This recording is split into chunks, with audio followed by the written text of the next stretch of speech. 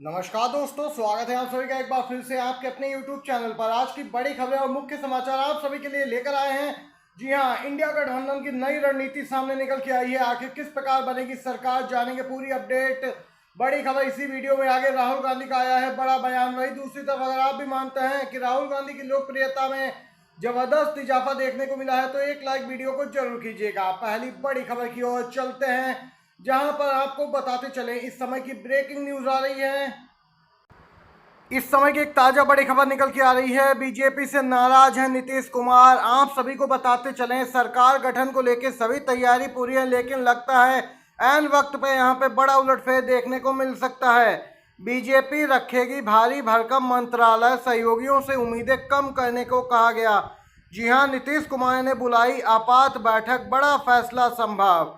नीतीश कुमार नाराज हैं। देर रात उन्होंने यहाँ पे ऐलान किया कि आज एक बड़ी बैठक होगी। लल्लन सिंह, संजय झा, उमेश कुशवाहा बिहार जेडीयू प्रदेश अध्यक्ष बैठक में शामिल होंगे। आपको बताते चलें, अग्निवीर और विशेष पैकेज को लेकर भी यहाँ पे कई भरोसे मिले हैं, लेकिन उनको लेकर भी संशय की स्थिति है। नीतीश ने मांग की है वित्त, कृषि और रेल, और सिर्फ वहां पे 2 कैबिनेट बैत मिलने की सूचना से भड़क उठे हैं नीतीश कुमार। नीतीश चाहते हैं कि 5 नहीं तो कम से कम 4 कैबिनेट मंत्री तो उनके बने ही। लोकसभा चुनाव के बाद आंध्र प्रदेश की पार्टी वाईएसआर-सीपी ने यहाँ पे दोस्तों 4 सांसद बने हैं, और सबसे पहला लोटस ऑपरेशन इन्हीं पे देखने को मिल रहा है। बड़ी फूट वाईएसआर में पड़ सकती है। ये वाईएसआर बीजेपी के काफी करीबी सहयोगी रहे आंध्र में, लेकिन टीडीपी के साथ जाने से ये बीजेपी से अलग हुए। अब इन पर ही ऑपरेशन लोटस पहले नंबर चलेगा।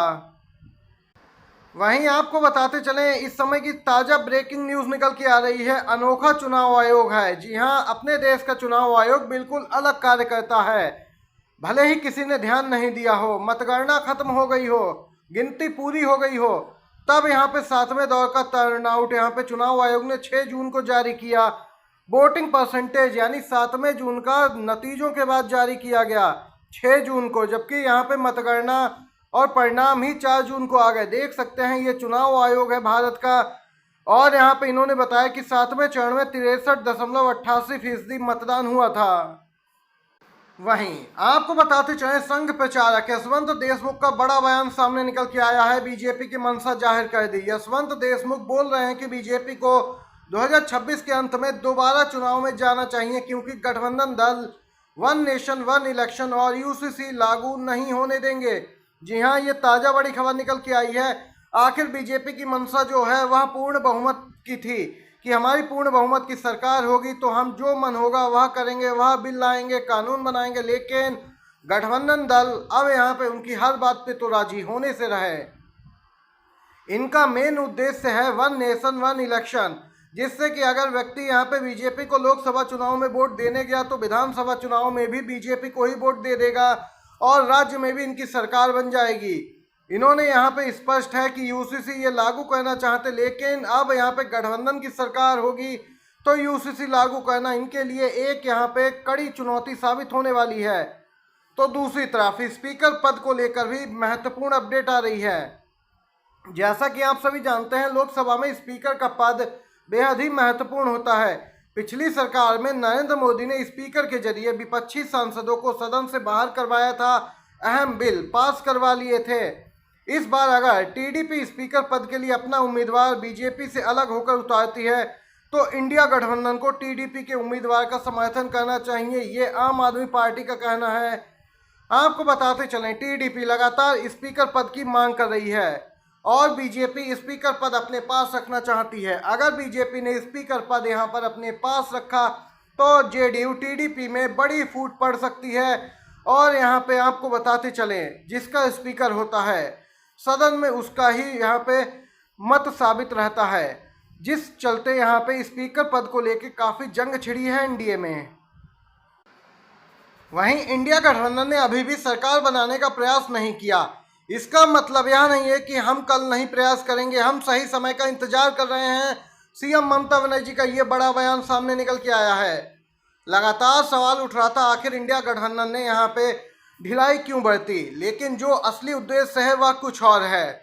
आपको बताते चलें, मनोनीत प्रधानमंत्री मोदी के शपथ ग्रहण समारोह में तृणमूल कांग्रेस जाएगी या नहीं, इसके जवाब में भी सीएम ममता बनर्जी ने अपनी प्रतिक्रिया व्यक्त की। सीएम बनर्जी ने कहा, नाम मिला है निमंत्रण, न जाएंगे। पश्चिम बंगाल की मुख्यमंत्री ममता बनर्जी ने कहा, मैं माफी चाहती हूं, लेकिन गैर संवैधानिक गैर कानूनी पार्टी को सरकार बनाने के लिए मैं शुभकामनाएं नहीं दे सकती हूं। मेरी शुभकामना देश के लिए रहेगी। जो भी सांसद हैं उनसे कहूंगी कि आप अपनी पार्टी को मजबूत बनाएं। हम आपकी पार्टी नहीं तोड़ेंगे, लेकिन आपकी पार्टी के अंदर से ही टूट होगी। आपके पार्टी में लोग खुश नहीं है। यहाँ पे स्पष्ट टीडीपी और जेडीयू की ओर इशारा किया है सीएम ममता बनर्जी ने बिना नाम लिए। वहीं आप सभी को बताते चलें, आखिरकार अब स्पष्ट हो गया है, आखिर उत्तर प्रदेश की जनता ने क्या सोचकर इंडिया गठबंधन को दिल खोलकर वोट किया। एक सर्वे जो CSDS ने कराया उसके अनुसार उत्तर प्रदेश की 36% जनता राहुल गांधी को प्रधानमंत्री देखना चाहती थी और 32% जनसंख्या नरेंद्र मोदी को प्रधानमंत्री देखना चाहती थी। इससे स्पष्ट है उत्तर प्रदेश की जनता ने इंडिया गठबंधन को इसीलिए वोट किया कि राहुल गांधी देश के प्रधानमंत्री बन सकें। और जो रोजगार की बात उन्होंने कही है और यहाँ पे 1 लाख रुपए की बात कही है वह साकार हो सके। आपको बताते चले, अब यहाँ पे लगातार इंडिया गठबंधन बीजेपी पे दबाव भी बना सकता है। तो दूसरी तरफ सोनिया गांधी सर्वसम्मति से कांग्रेस संसदीय दल की अध्यक्ष चुनी गई। कांग्रेस ने यहाँ पे खुशी जताई है। संसद के सेंट्रल हॉल में कांग्रेस संसदीय दल की बैठक हुई। कांग्रेस के राष्ट्रीय अध्यक्ष खड़गे, सोनिया गांधी, कांग्रेस नेता राहुल गांधी समेत पार्टी के अन्य नेता मौजूद रहे। सोनिया गांधी एक बार फिर से कांग्रेस संसदीय दल की अध्यक्ष चुनी गईं। वहीं सोनिया गांधी ने इस दौरान बड़ी बात भी कही। बोली, मोदी की लोकसभा में राजनीतिक और नैतिक हार हुई है। नेतृत्व कहने का अधिकार खो दिया है नरेंद्र मोदी ने, ये कहा है CWC चेयरपर्सन सोनिया गांधी ने। सोनिया गांधी ने कहा, देश की जनता ने विभाजन की राजनीति और तानाशाही को खारिज करने के लिए निर्णायक वोट दिया है। उन्होंने संसदीय राजनीति को मजबूत करने और संविधान की रक्षा के लिए मतदान किया है।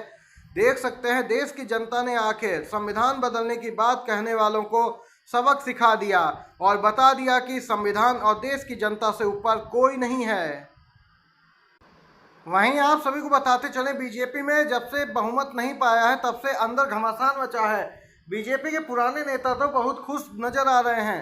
जी हाँ, ऐसा ही कुछ बयान सामने निकल के आया है पूर्व उपराष्ट्रपति वेंकैया नायडू का।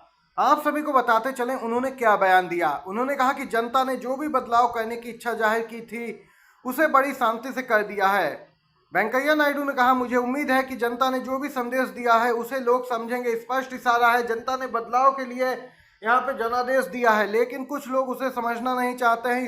इशारों में वेंकैया नायडू ने यहाँ पे ये बड़ी बात कही है जिसके कई मायने निकाले जा रहे हैं। नितिन गडकरी भी खास खुश नजर नहीं आए। लगातार प्रधानमंत्री पद के लिए नरेंद्र मोदी का चेहरा आगे करने को लेकर बीजेपी के कई सीनियर लीडर्स अंदरूनी तौर पर नाराज बताए जा रहे हैं।